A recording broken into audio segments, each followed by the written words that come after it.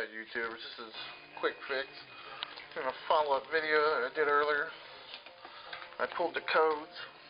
I did the video on the 0455, which was the evap leak. I had another one that was a random misfiring. Decided to check the plugs, and this is what I found.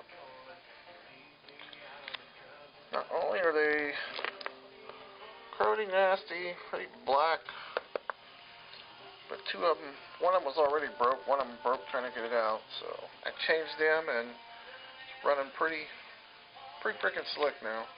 We'll wait and see if it misfires when it's cold in the morning. Other than that,